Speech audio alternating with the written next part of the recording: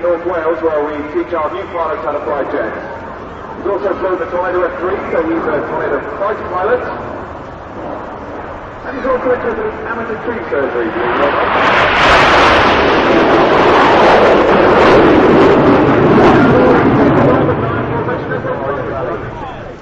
Right now, though, the team are coming in a left-hand bend. We're at 4G in Typhoon formation. We are very patriotic, we love everything British, so here we are in the Red White Blue.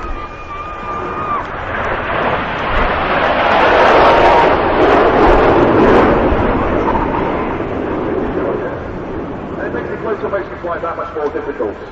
So here we are, starting the second half of the show with a maneuver called the Detonator.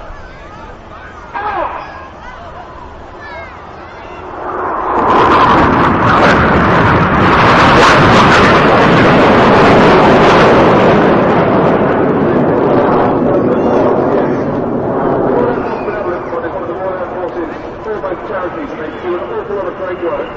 The service knows their families and excellent for their families as well, and they provide support for as long as it's needed. In the middle of their room, they have a heart at the centre of the RAF family.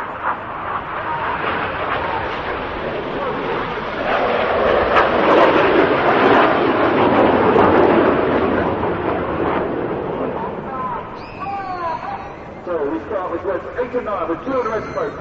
While we're running around the smoke trails in the stick rope there, who's go in front of us now? Now keep the cameras ready.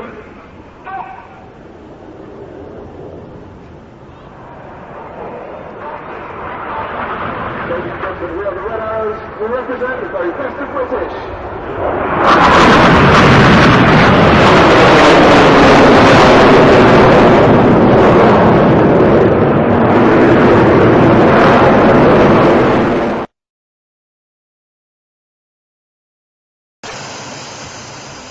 Now, when the Red Arrows fly in formation, there are 9 of them, and they all fly these very distinctive red RAF Hawks. Now, what's special about the 2010 season is it's the first time that there's a female pilot in the lineup. Kirsty Moore is the lady with the enviable job. Kirsty, we're at the back of the plane here. This is where the smoke comes out of when people see the Red Arrows on display. How does it work?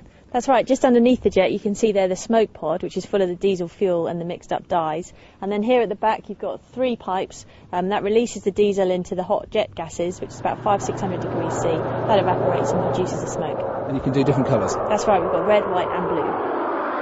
Now, that's quite small planes, but obviously they're jets, they're quite fast, they can be quick. What speed are you flying at during the display? The display's flown at 360 knots for the majority of it, which is actually about 400 miles an hour. So 400 miles an hour and very close to each other. To give you some idea, all the Red Arrows are lined up on the tarmac here at RAF Scampton, quite close to each other. We probably reckon about 12 feet apart here. That's right. How close are you on the actual display? The closest in the display is about 6 to 8 feet, which if you imagine it is equivalent to me standing just underneath the tailplane of the jet next to us there, so a little bit closer than when we're flying the display. Does it feel close? Yes, but you get used to it.